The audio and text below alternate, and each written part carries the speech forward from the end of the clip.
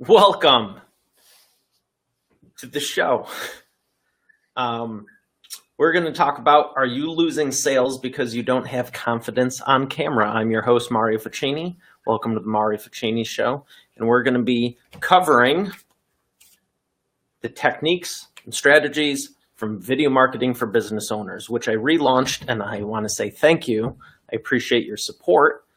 I relaunched the 2017 edition, which we cover live casting. So what I want you to do is give me an audio check. Let me know if you can hear and if you can see and what your questions are. Put them in the comment chat below and we'll get started.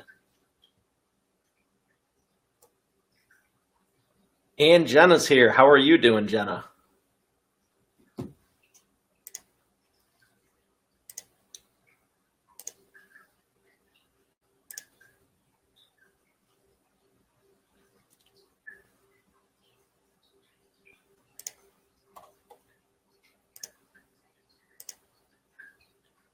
Jenna, do you happen to have a question or two about video marketing? Dave, how's it going?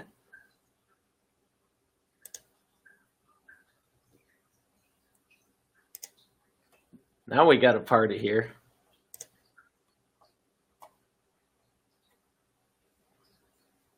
We'll do this one.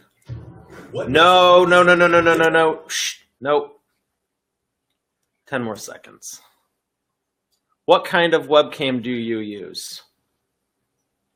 This is a Microsoft, I believe. It's a Microsoft LifeCam.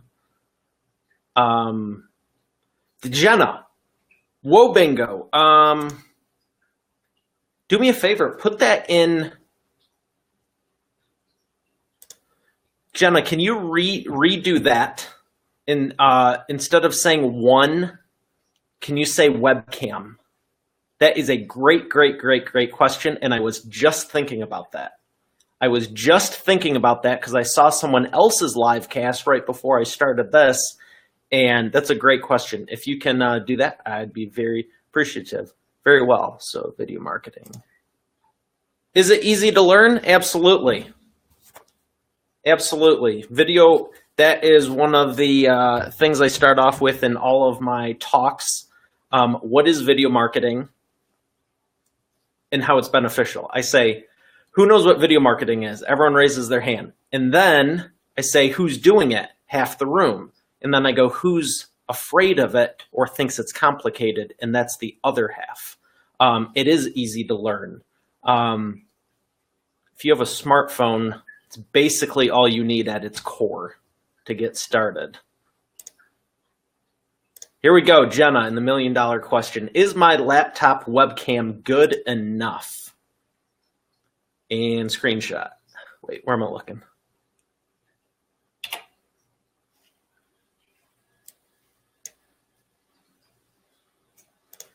little bit fuzzy, but here's the answer to that, Jenna. It's good enough, yes, as far as quality-wise. Hey, Dave, good to have you here. It's good enough quality-wise, but I absolutely abhor them. I don't just dislike them, I abhor them. And here's the reason why.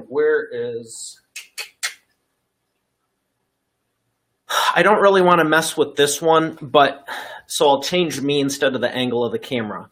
A lot of people, they use their camera phones are actually the easiest to manipulate because you can change the position of them on the fly. All you have to do is be aware of what you're doing, like this. If you're like this, I'm breaking the rule of thirds.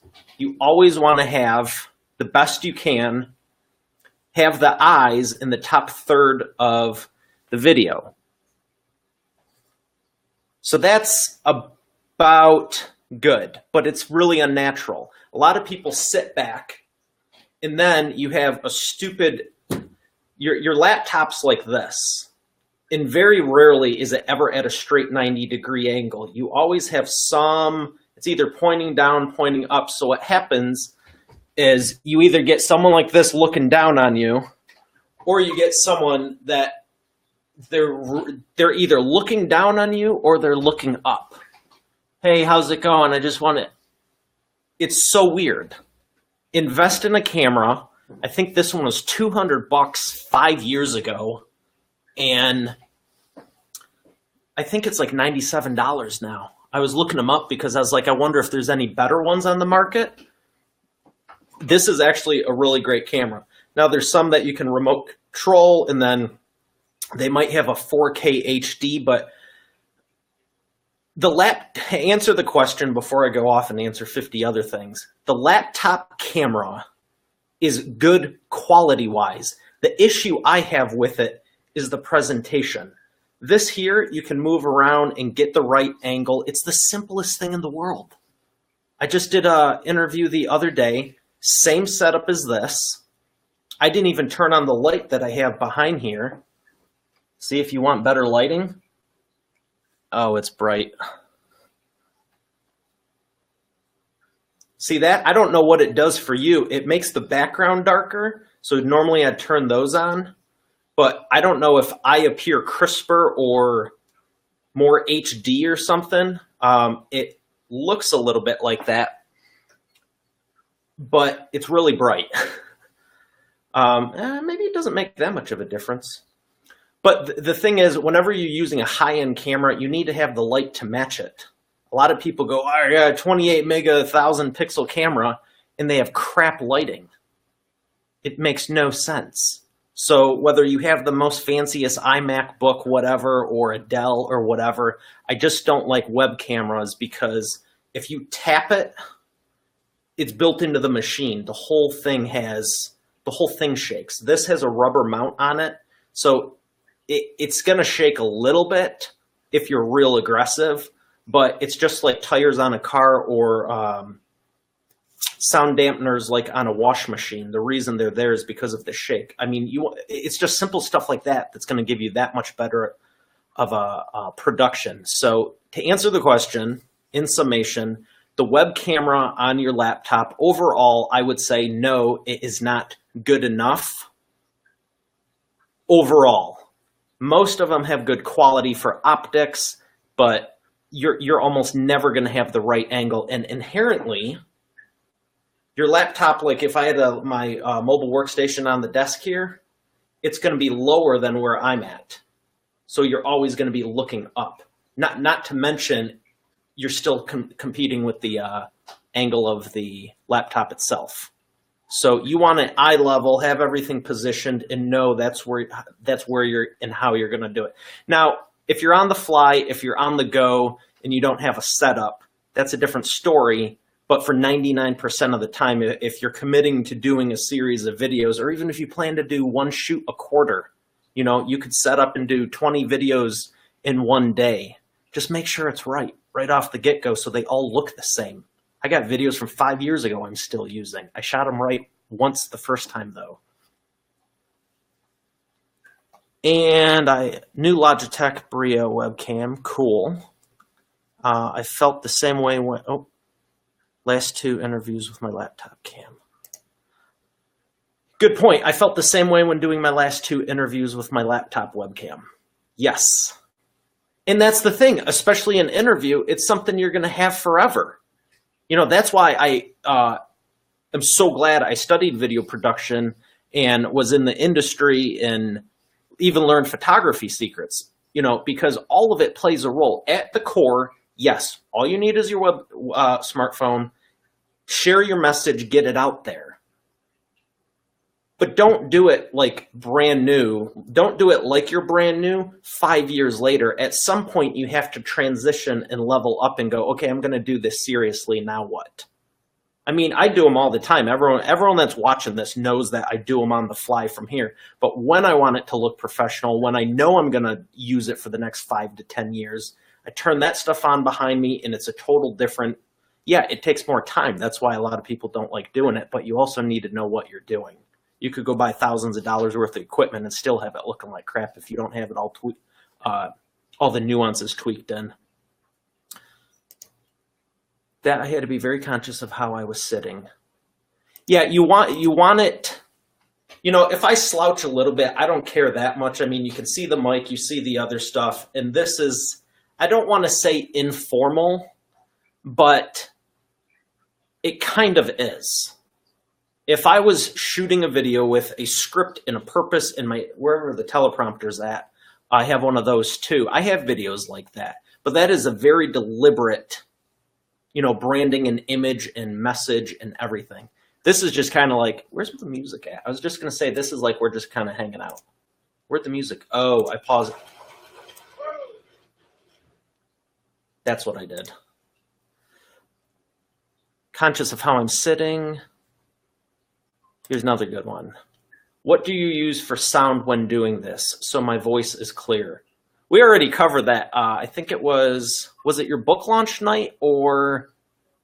Yeah, it was, because I was giving you a hard time about that. Use a microphone. Always use external mics and always use external lights. What is this? Here we go. Now we're hanging out. Not too loud. All right, who else do we got here? Great questions, great questions.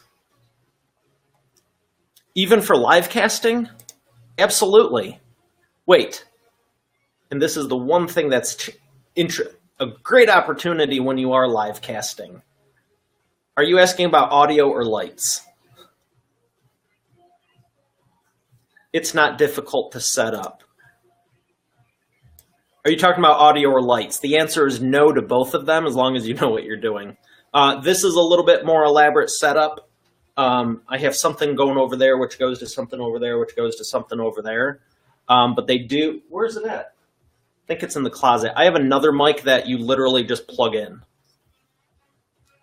Audio. Yeah, that's what I was, I have a mic in the closet that I used to use, but this one looks cooler and I can get the mic flag and stand. Quality-wise, I think they're comparable. We had it on one of the trainings. Remember when I said I'm using the new mic now?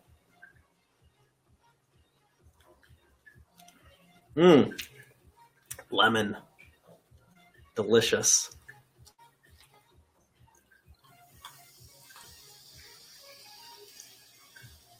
So if you haven't checked out, I made a custom video the other day, and it was a lot of fun. Oh, is that the mic that's recording right now? Yes. I don't want to tap it, but mic check 1 2 1 2. And then the thing in the front is a pop filter. So when you're saying perfect planning prevents piss poor performance, you're not going to get the audio spiking.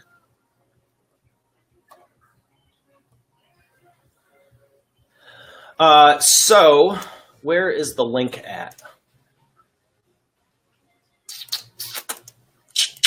Oh, I can say it now. 2017 videomarketingbook.com/launch. I made a custom video the other day for the new new training that's complimentary to the book. And I finally got the friggin' link working. That's why I was all excited. But let's see where it's at. Here we go. Do I put it here? Write a comment. Yes, it's working. And then it pops up over here in the software for Be Live. Bam.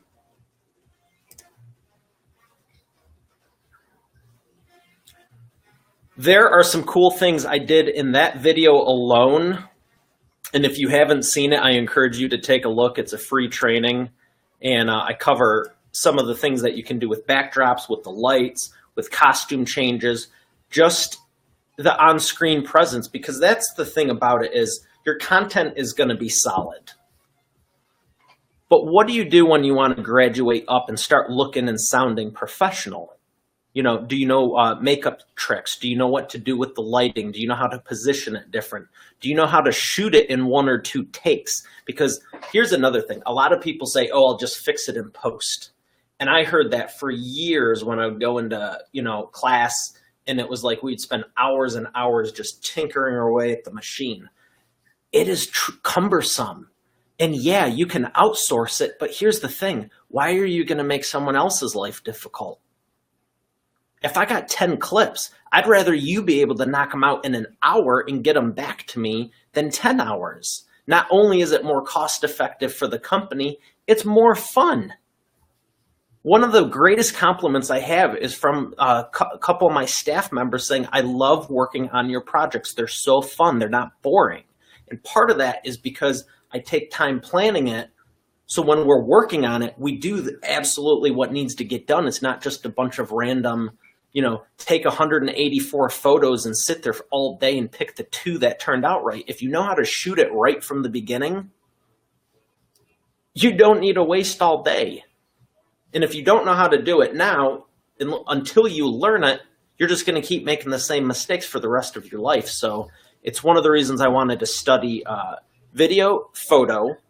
Yes, I do it professionally, but I was debating, should I go into photography? Should I go into videography? Should I stay in modeling? Should I stick with acting? Should I do all the theatrical stuff? I was like, and someone goes, do you prefer to be in front of the camera or behind the camera? And I was like, that's a really good question. And for a few years, I wrestled with it. I was like, well, I like both. But ultimately, I decided on in front of it because that's where my real strength is, even though I know how to do and enjoy the rest. It's not the highest and best use of my time, and my passion isn't quite the same. But I'm still thankful I know how to do it. So that way, whether you have a smartphone, a camera, where's the other one? The other one that's floating around here, the teleprompter, it doesn't matter on the setup. You can use something as simple as this napkin to cover up the light over here, to soften it, or tissue paper, or a sheet of paper, and it will give you a whole other look and feel. And it's the same thing that is right there, the soft boxes. That's the whole point. It muffles, just like your muffler on your car muffles the sound, that muffles the light. So the light hits it, it reflects all around it, or actually it might be refracting, but it goes through, softens it, and then I think I have double baffles on those, so then it goes through and hits another one, then it comes out on you. So the good thing is you always look great. The downside is you need really, really bright lights because you're effectively cutting the value of the light in half and perhaps even in half again. So if you have 1,000 watts, they're really going down to 500 or 250.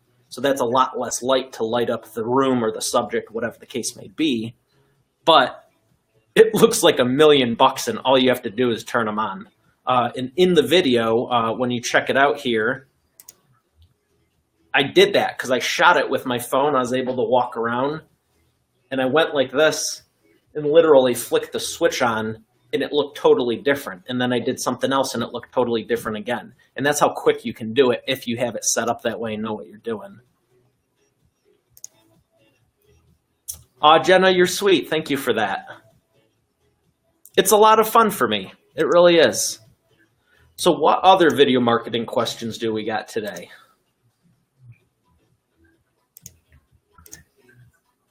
Maybe not just video, but audio too, because that plays an important role.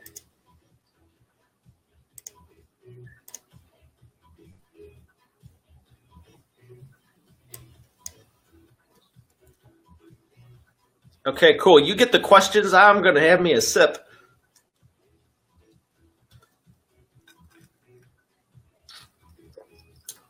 Let's play with lighting. Is this dark? And God said, let there be light. Man, that's intense. And focus, 3, 2, 1. Did it work? So that is a different look and feel. So that's it. I remember asking one of my teachers in college, I go, how do you light the dark?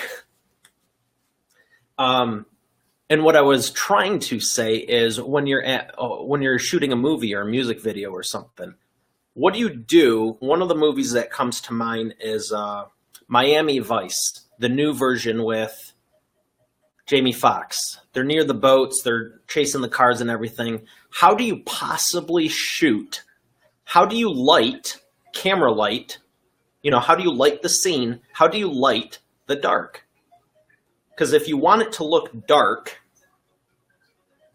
but you still need to pump light on it, what do? Because the second you turn on the lights, everything's going to be brighter. So I remember, John, how are you? Welcome. I remember asking Bill that, and I was like, Bill, how do you light the dark? And he said, you change the aperture settings. So what the aperture does, when you're looking through the lens, it's blocking a lot of light or it's letting a lot of light in.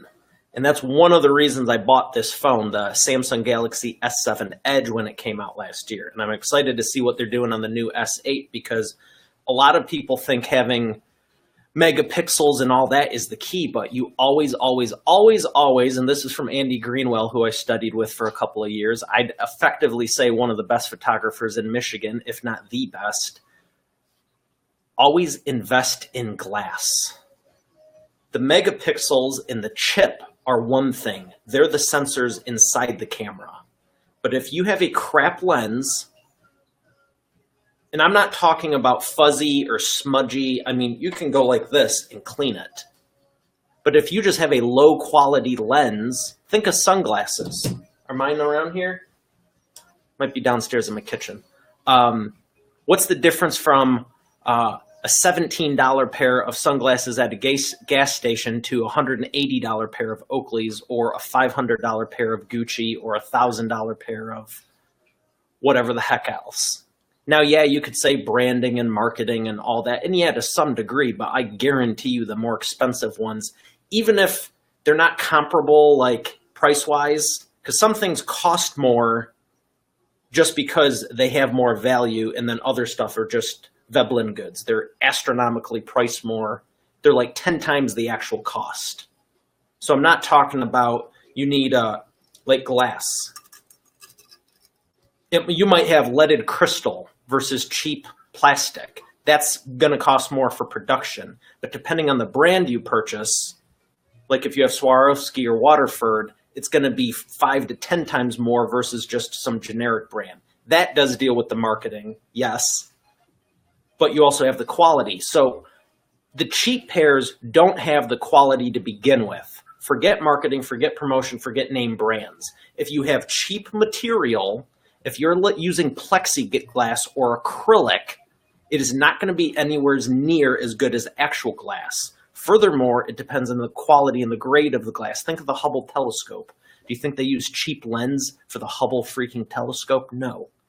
I remember in my astronomy class back in college, they said if you took the Hubble telescope lens and stretched it out the size of the state of Texas, there would not be any variance in the curve.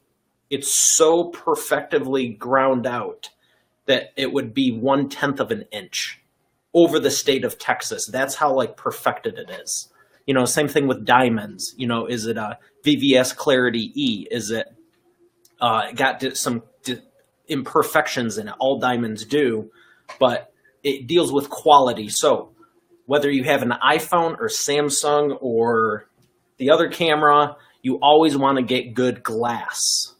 So that way the megapixels that are receiving the image are clear. Otherwise, all your photos are going to look shoddy. Now, I'm going to have a sip of this, say hi to the new people, take more questions, but then I'm going to jump into the light. Who knows what photograph means? And let's be honest, I did it in school, so if you want to look up the answer, I'll give you a 60-second Google break. Photograph. It literally means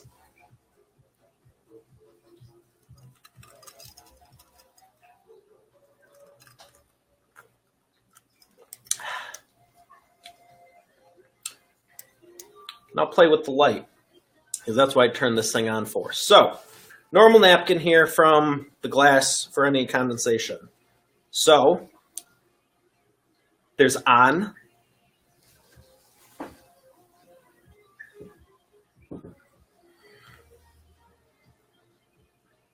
Now, I don't know if it looks much different for you, but this has nothing to do with photography or lighting or megapixels or anything, but I will assure you, and please comment if this does look different.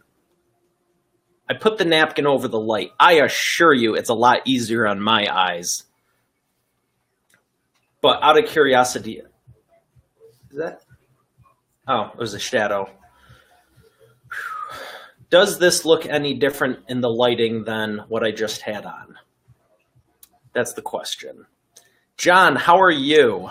Do you have any questions? I know you asked a couple the other night. And John, how are you liking the book? This book. Video Marketing for Business Owners. For anyone watching this, I said this book because I have, this is my new release. This is one I just re-released. And this is my original. This is what started it all. That's why I left my name at the bottom and all the thank yous in the front. And there's a lot of people that told me not to. And I said, that's fantastic. Write your own book and do whatever you want. I'm leaving mine the way it is. So John, right now, this is not much different.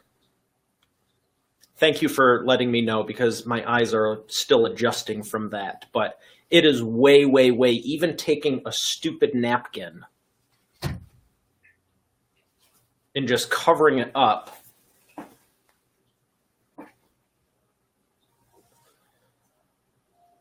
It's still bright, but it is way, way, way, way easier for me to see right now personally. And that's something to consider. While the questions are coming in and I'm on my drink break, and the napkins fell. You may have seen the light adjust. Wow, that really is bright.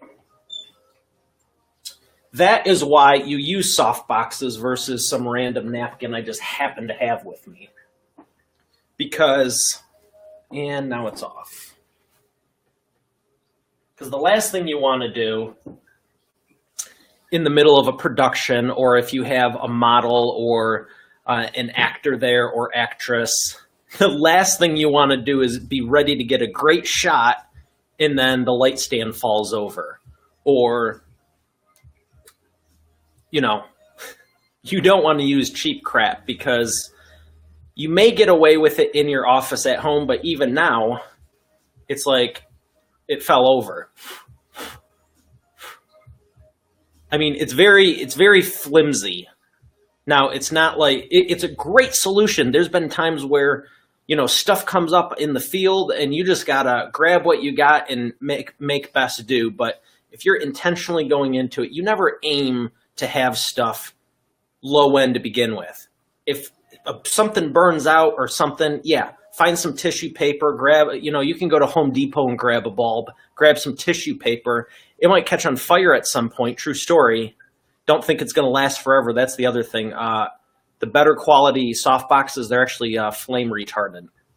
I don't want to say they're fireproof. I'm sure they'll burn at some point. But remember, you're pumping 500, 1,000, 2,000 watts through there. I recommend LED bulbs because you can get the light without the heat.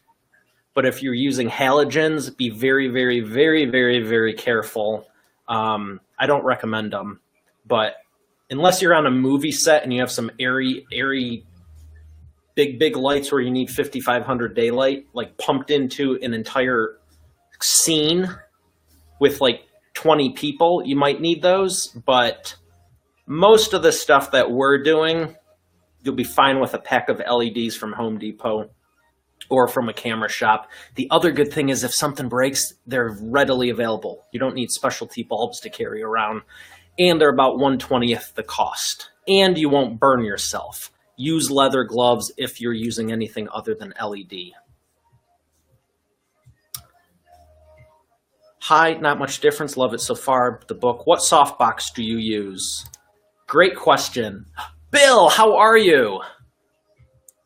You don't like halogens either. Yeah, I've used them on shoots like back in the day, but now, I mean, I have smart enabled light bulbs all over. I can change those from my phone. They're a lot less usage and they're just as bright. So to mimic 500 or 1,000 watts, I think it would be about, well, if a 60 watt bulb is 10 or 8, no, 100 watt is 10, 60 is 8. 6 times 8 is 50. I don't know the math on it, but to get 500 or 1,000 watts, you might be looking at 40, 50, 60, 80 watts. I don't know. I'm sure it varies by bulb. But halogens are just... Oh, and then the oil on your skin, if you touch the bulb, it can heat and explode the thing. It's just, don't get them. Get LEDs. Because we are talking about video marketing for business owners. And I'm sharing a little bit of movie production and modeling shoot info. So this is really not what it's intended for, but just get LEDs, get soft boxes, and you'll be okay. What softbox do I use? Honestly, John, I love these type of questions, but I also don't. For the simple fact is the content really is the most important. Sharing your message, being authentic, that's really the truthful thing. And as far as the soft boxes go, again, unless you're doing like a music video shoot or a film premiere or something that you have 20 people around and you have some Mole Richardson, you know, $1,000 per light bulbs, and then some airy spotlights and sandbags and thousands and tens of thousands worth of stuff, it's not going to make much of a difference because these here I got off Amazon. And if I were to tell you the actual brand, I have no problem telling you. I just honestly don't remember. I bought them a while ago. The whole kit was $220 on Amazon, and I think that's because I paid $20 overnight shipping or something to get it here super quick because I wanted to play with it Memorial Day weekend because I had Friday, Saturday, Sunday before I was like back into business. Oh, and Monday off also. I wanted it for those days. I didn't want it arriving next Tuesday, so I paid for the expedited shipping like I normally do. Those two lights, a hair light, and there's even a third one, plus the light stand, and the green screen, wherever it's at, down. The whole and I have a black and a white backdrop. The whole thing was $200. I don't really remember the brand, but if you go onto Amazon and click, oh, and you asked the other day, it's chapter 4. Getting the names, where is it? Video creation process. Hollywood looks with a mainstream budget. Main Street. Do it yourself, use smartphone. Do it yourself, blah, blah, blah. Here it is. Do it yourself equipment. iPhone 5S, Samsung Galaxy, your smartphone, Android. Do it yourself. Here's a listing of equipment in the book in chapter 4. Let's see what it is. Oh, here it is. Amazon. I just grabbed the link from my history. Softbox lighting and green screen backdrop setup, less than $300. Here's some weird link. Amazon.com ePhoto H900 4SB photographic chroma key. It's just some long link. If you Google, go onto Amazon, there's literally a bunch of them. Any of them are good. I want to upgrade what I have. If you have the opportunity to get a soft boxes that have 8 bulbs per softbox, I'd highly, highly recommend it. Those only have 4, and I think that's all they had at the time, or I didn't see it or didn't know better, whatever the case is. But those both have 4 lights apiece for a total of 8. I've seen them with 8 apiece. Some are 6 also. The more light you can get in there, absolutely. If they have a 10 or 12, go for it.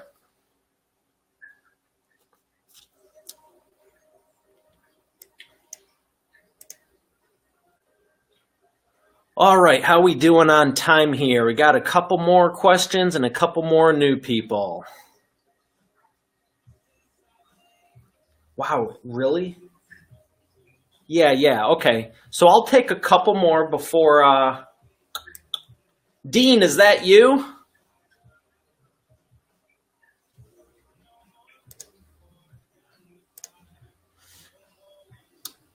Dean, is that you? I see someone else just joined.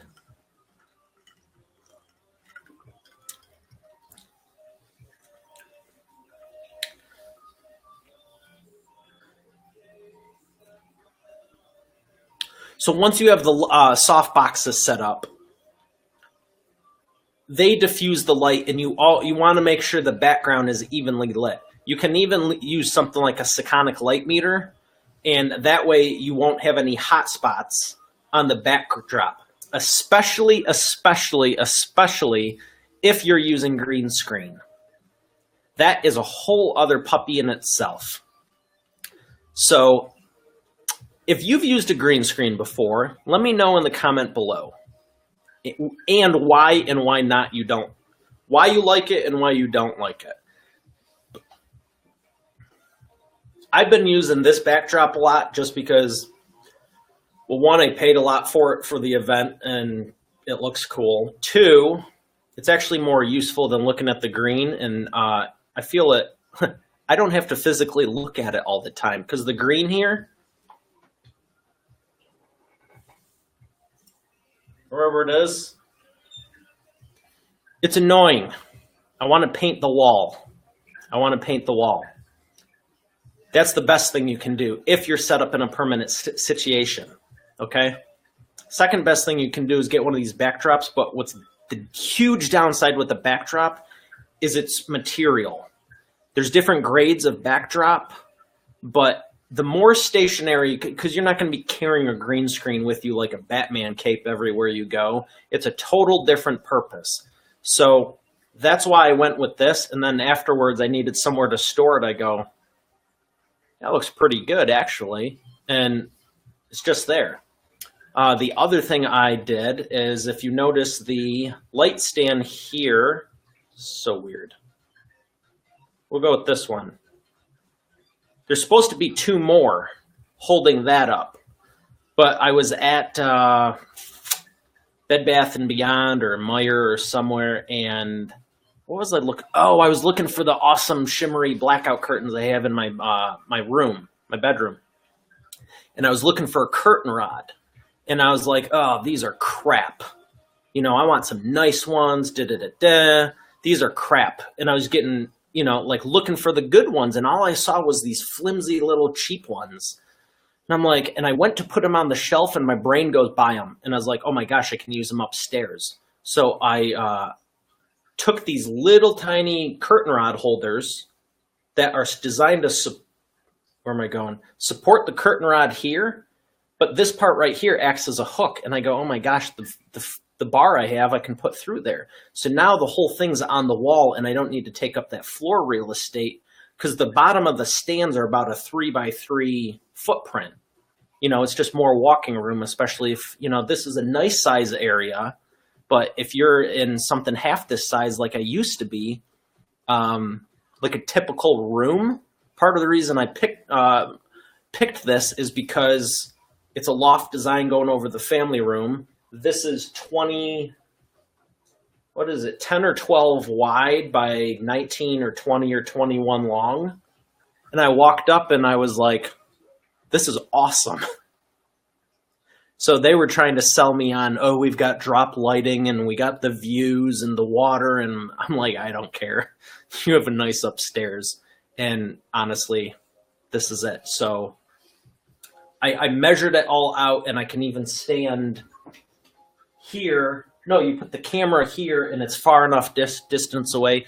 You know what? Let's cover that. If you have any last questions, get them in. I'm going to wrap this up. But one of the things is, when you start pumping light on the background, you don't want any hard shadows. Now, how do you get rid of those? One, use soft boxes, preferably double baffled with a lot of light going through them. It's going to give you the best result.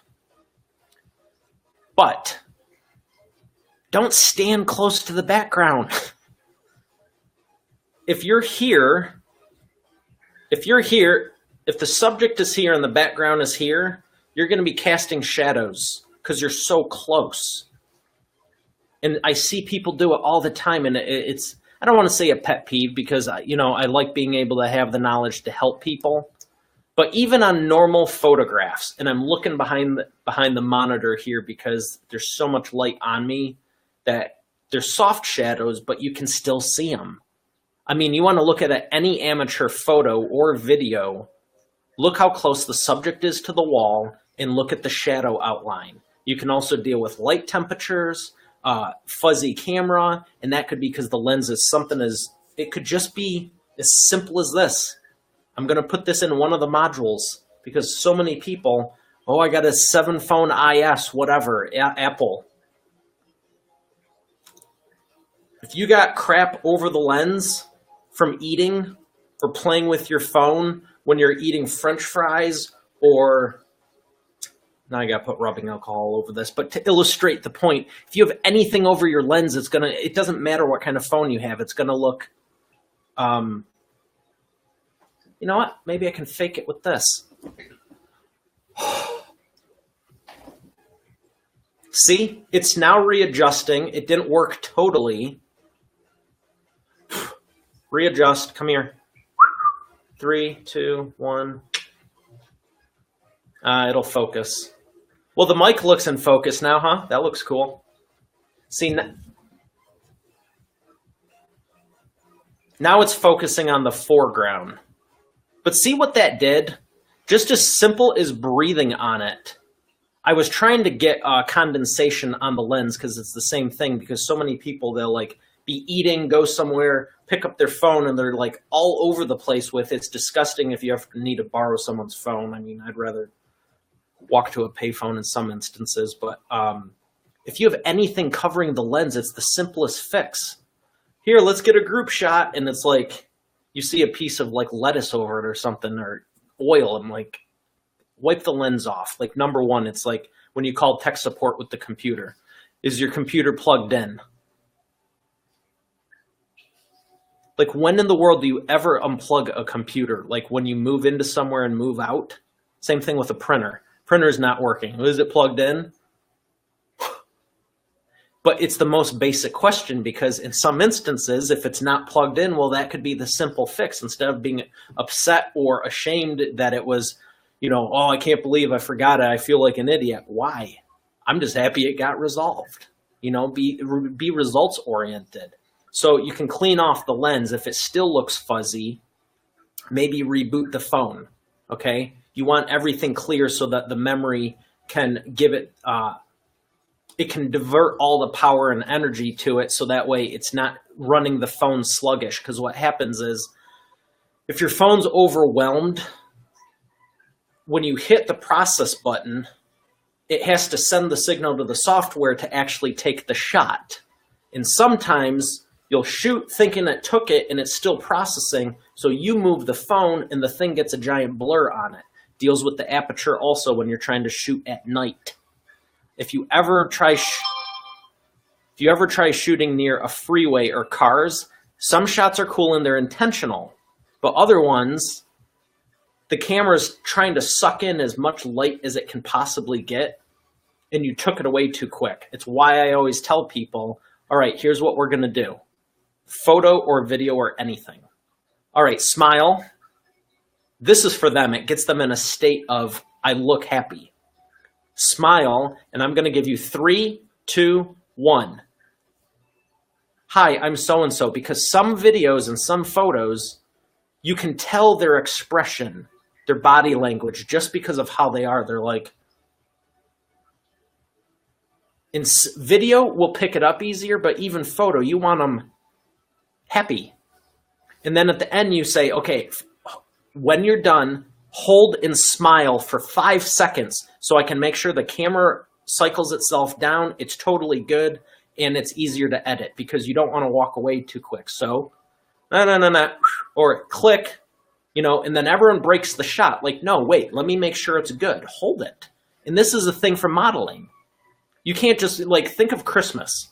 Let's take a family photo.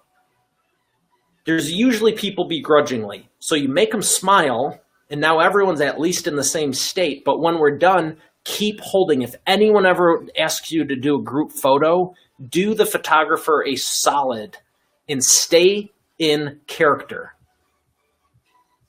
until they say they're done. A lot of people will go, oh my gosh, oh, it was so strenuous.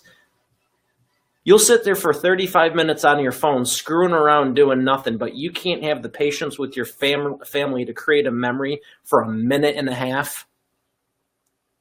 and then they say, oh, modeling and acting looks so easy. All you have to do is go on camp. Like, most people couldn't handle it. It's a lot more intense than that. But smile, hold it until you know you have the shot. You're not done. So smile and hold it. Count to 5, and then it's going to make such a difference in your videos and photographs.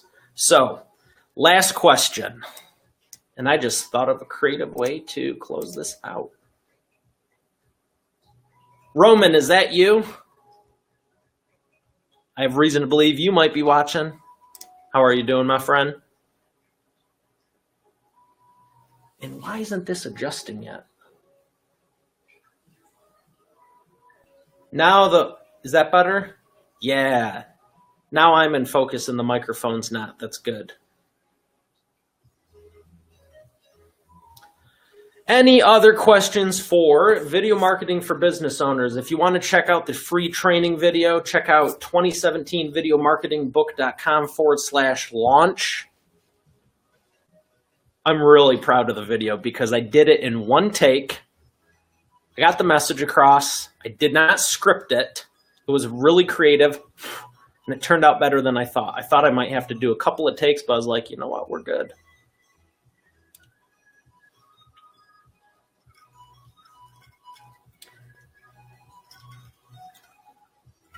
Yeah. Lemonade, electric lemon blast. My favorite. Kicking it back old school. All right, get your question in. Speak now, forever hold your peace.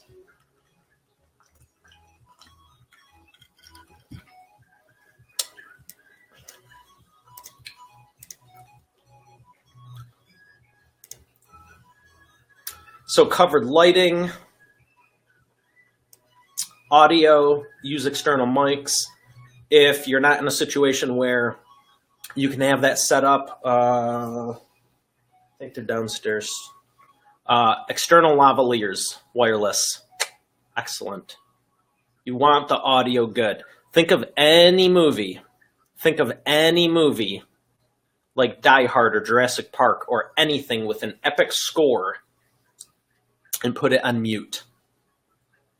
And tell me sound isn't important to video. Stop worrying about the megapixels. Stop worrying about the brand. Stop worrying about all that. Focus on your content. Focus on the message and who you're serving. And even if you don't have any of the stuff set in place, all of this stuff is so easy to do once you get it set up and know what to do. And it's why I love sharing this with you. It's why I wrote that book. So you don't need to think, is this better? Could I be doing something better? What if I have this softbox and I should be using another one? It's not going to matter. As long as you have enough light and it's evenly lit and you have a good solid lens, you don't need a $10,000 camera. You can get pretty much any camera nowadays is going to be fine. I'm shocked, utterly shocked at how good the camera phones are now. They're better than a lot of the camcorders. Now, with that being said, if you're serious and want to take your business to the next level, and you're going to be doing this from here on out, it's absolutely best investment I made was summer of 2012. May, Labor Day, when I got the equipment you're looking at, the light boxes, the camera. Oh, nice. It's not a $10,000 camera, but it is an external camcorder that is HD, and every single video you've seen, with few exception, was shot on this. Whether I did it on my own, or someone else did it for me, or I put it on a tripod, it's what I hook up the teleprompter to. It's a Canon Vixia HF M50. I don't even think they make it anymore. There's a new one that's comparable. It's about $500-600. It's got a new name. I'm sure it's got more megapixels and some extra features, but it's pretty comparable. Whatever camera you get, make sure it has an external mic jack so you can hook a mic into it. Always, always, always, always use external mics. What I like about this is you can flip this puppy around. And there's been many times I put this on the tripod, flip this around, frame up. Now that's where green screen is really useful because it's real easy to see where you're at because it's so contrasty. But if you see here, there we go with the light. You can see where your head is. If you're here, you got a lot of room above your head. If you're chopped off at the neck, aim the camera down. That's the thing. It's so brain dead simple. I see so many people, they got these weird angles and everything, and it's like, take 60 seconds and frame this crap up before you turn it on. Like how I am right now. Do you think that this is coincidence? This is what I did to prepare it. Look at that. That was so difficult. It normally sits out of here, out of my way, because this is where I'm looking at the screen. Whenever I'm doing one of my weekly trainings or a live cast or something, I have it on a stand so I can move it over, and also so you're not picking up vibration and other stuff. But do you think that was really hard to set up? Do you think it takes me all but 30 seconds to turn that light on? When you're ready to shoot on here, maybe check the white balance, especially if you're at an event, okay? If you're inside shooting a testimonial and then you go outside, I can almost virtually guarantee you the lighting is going to be different. You have fluorescence inside traditionally, and you have sunlight outside. 2 different light temperatures. One's going to give you a yellower look, one's going to give you a bluer look, something in between. If you've ever seen photos that the whole thing turned out blue, it's because the light settings were totally off. If you've ever seen them orange, it's the same thing when you're in the tungsten range. It's light values. All you have to do is go onto your camera, and a lot of the phones even have them now. They didn't used to. They were crap cameras, but it was on your phone and it was convenient. Then they got better cameras. Then they got like good lenses. And then they started adding pro features. Some of this stuff you'd have to have a $6,000 camera to get. Now it's on your phone. White balance. Go in, set white balance, have someone hold up anything white, fill up as much of the frame as you possibly can. If you can't fill up the whole frame and you don't have a stack of paper, another good reason to have a book. Can't tell you how many times I've done this. Hold this up. See that? See what it's doing? It's white. Let me see if I move it real quick. See how it goes from like blue to white? See, it's a little bluish there. Now it's good. See what it's doing? You do not want that happening because then you have to edit out. You want all these dialed in, and here's the thing. Once you do it proper, you'll know what to be looking for. So then every time, and then you just train yourself to do it. So that way, it doesn't take but 2-3 minutes. Audio check, video check, white balance check. Is the setting, is the shadows, do we have everything in? How do I sound? Okay, I'll even say I'm going to do an audio check. Record someone, say, give me a second, breathe, get more and it also sets them at ease because you're not rushing them. And then play it back and go, how do you think it sounded? That's very important because you might go, hey, this looks great. And the subject goes, I want to do it again. Well, if you don't do it again, you're now in an argument with them and they might not do the thing at all. And or even if you have a good recording, might not want you to use it. You want them feeling good about it too because they're giving you themselves. They know you're going to be putting all this over the place. There's times when I'm like, yay, that was great. They're like, I wasn't feeling it. Can we do it again? Why would you tell someone no that's willing to redo it to do a better job? And sure enough, first one was good, but the second one was better. And now we're both feeling good about it. So I've enjoyed. If you have any questions, check out 2017videomarketingbook.com/launch. I'm starting a whole new class just for this. And my goal is to take the content from the book and make it to a course that you can go through.